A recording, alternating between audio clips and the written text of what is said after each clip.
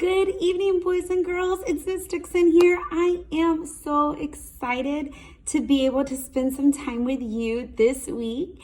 I hope you all had a wonderful Easter holiday and that you are ready to come back and do some virtual learning with us this week.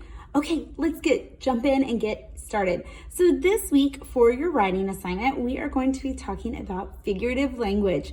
So if you put your thinking caps back on and think all the way back to the last time we talked about figurative language, you will remember that figurative language is something that we find most often in poetry. Not always though, but we oftentimes find figurative language in poetry, which is exactly where we're going to look at it today. So figurative language can sometimes look like idioms, which if you remember, idioms are whenever we have things that don't always mean what they think, exactly what they say. So a popular example of an idiom is it's raining cats and dogs outside. So most of you know I have a little guy at home named Parker, and he's 5. And when he was really little, I said it was raining cats and dogs outside, and he got so excited and ran outside thinking he was getting a new puppy. No such luck. Idioms are phrases that we use that don't mean what they say. That's an example of figurative language. Another popular example of figurative language is hyperboles. It might be something like, her smile was a mile wide. I know when we, as all of your teachers, get to see you guys again, our smiles are going to be a mile wide. Well, they're not actually going to be a whole mile because our heads aren't that big, but we're going to be smiling so big because we miss you that much. So hyperboles are when you stretch the truth just a little bit.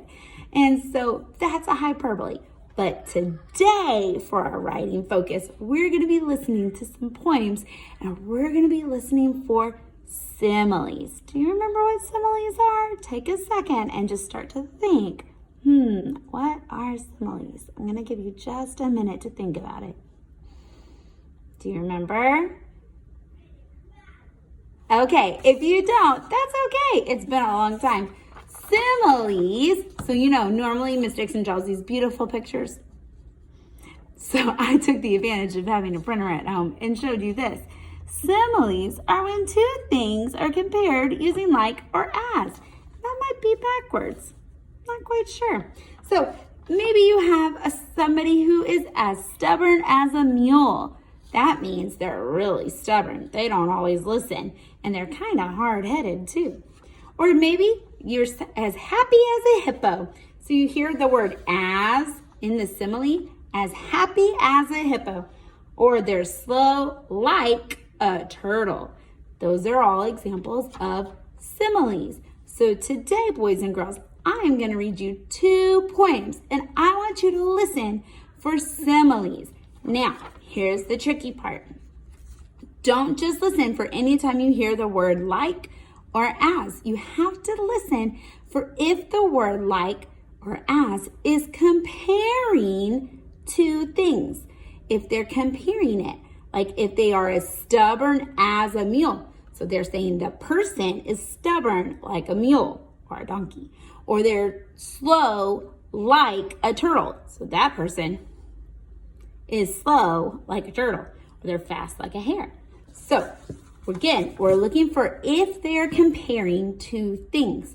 Now, today's story is going to come from this group of poems called Old Elm Speaks. It's a beautiful book of poetry all about trees, but I'm not going to read you all these poems. That would take forever. I'm just going to read you 2 poems from our story today. Oh, Mommy. Okay, let's get going. Hey, room. See, I'm teaching from my house too. Okay, so our first poem today is called Avalanche. I want you to listen for the similes in this poem. 1,000 pines are sprung like broken toys, snapped like toothpicks by the crushing mass of the snow that pounded down the steep mountain. They tell me it was over in minutes. A forest that took a century to grow, gone in a roar, an enormous thunder of snow. And so as you can see, there's a beautiful picture of the forest just destroyed by the snow. So, yeah, there were some great similes in there. 1,000 pines are sprawn like broken toys. So they're comparing the trees to broken toys, snapped like toothpicks. Very good. Okay, now the next one's going to be a little trickier. You're going to have to listen. So here's the beautiful picture of 2 horses under a tree. See it? Very good. Here we go. Cooperation. Since there are 2 horses and only 1 tree in the pasture, an agreement was made to share this narrow strip of shade. So Molly and Ed, both rather plump, stand side by side, muzzle to rump, like a jigsaw puzzle. Boop. Where was the simile? Listen again. I'll read it one more time. Since there are 2 horses and only 1 tree in the pasture, an agreement was made to share this narrow strip of shade. So Molly and Ed, both rather plump, stand side by side, muzzle to rump, like a jigsaw puzzle. What are they comparing? That's right.